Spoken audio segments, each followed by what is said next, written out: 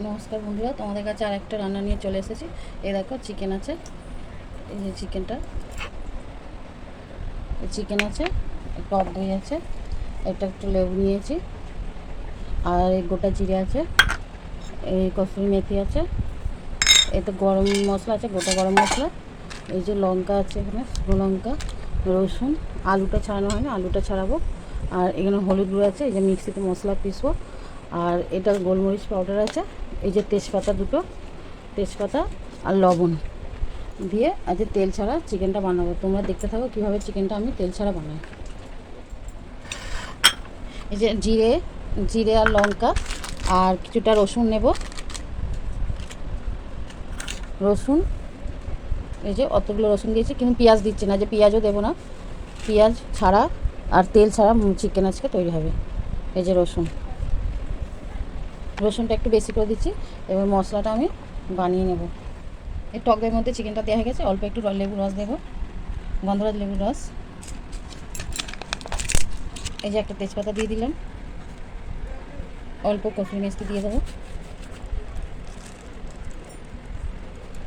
লবণটা দেবো একটু, স্বাদ মতো লবণ,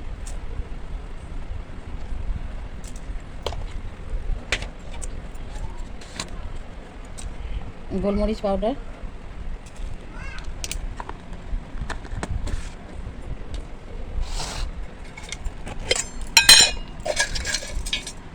এই যে গোটা মশলা, দারচিনি, গোলমরিচ, কালো গোলমরিচ, সাদা গোলমরিচ,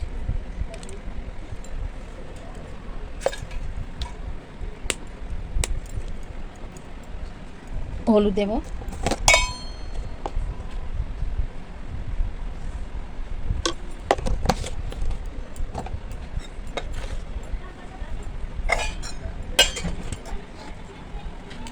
এবার মশলাটা এতে আছে জিরে, রসুন আর লঙ্কা।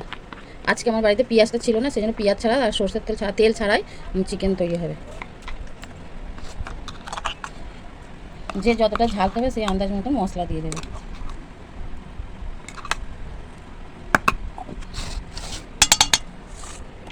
সব দেওয়া হয়ে গেছে, এই কাঁচা আলু এর মধ্যে দিয়ে দেবো, আর একটু গুঁড়ো মশলা দিয়ে দেবো, সব একসঙ্গে মেখে রেখে দেবো।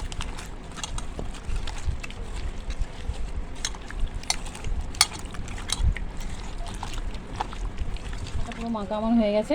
এই যে 5 মিনিট রেখে দেবো, কেন টাইম নেই বেশি, এই জন্য তোমরা যদি আধা ঘন্টা রেখে দাও তাতে অনেক ভালো টেস্ট হয় মাংসটা। এই কড়াটা আমার গরম হয়ে গেছে, এবার অল্প সামান্য কম করে দেবো থেকে। এইবার আমি কড়ার মধ্যে চিকেনটা পুরো ঢেলে দেবো।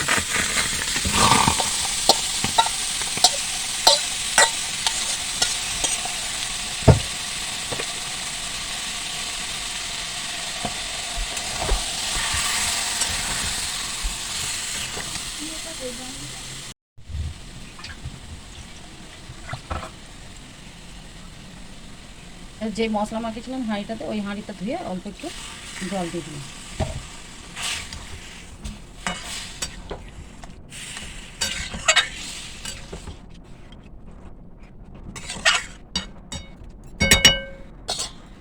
এবার আমি ঢাকা দিয়ে দেবো।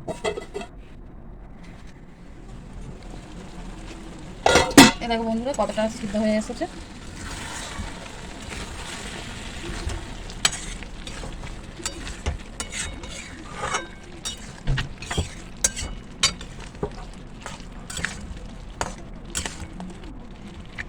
দেখো মাংসটাও ছেড়ে গেছে।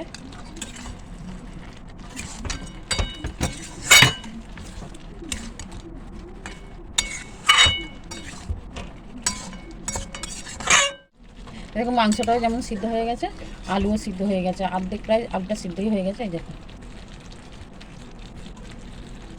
আলুটা প্রায় সিদ্ধ হয়ে গেছে। এবার আমি অল্প জল দিয়ে এটাকে, মশলাটা কষাও হয়ে গেছে, অল্প জল দেবো, দিয়ে এটাকে ভালো করে সিদ্ধ করে নেবো।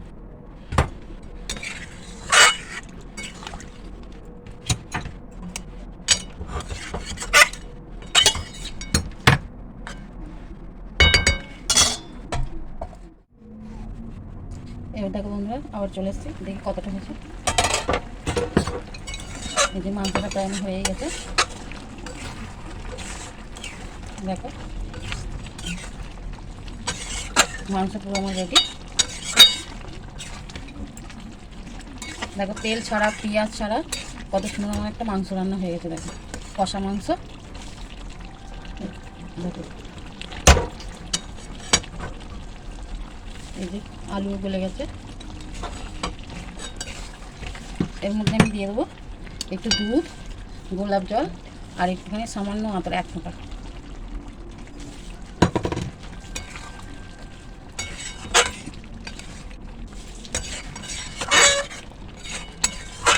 এবার আমি মাংসটা নামিয়ে নেব।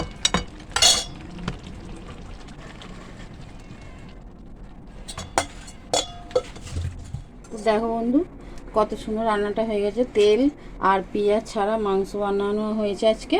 তো তোমরাও এরকম ঘরে বানিয়ে একদিন খেয়ে দেখো যে মাংসটা কীরকম হয়েছে। তোমরা তো দেখতেই পাচ্ছ খুব সুন্দর হয়েছে মাংসটা।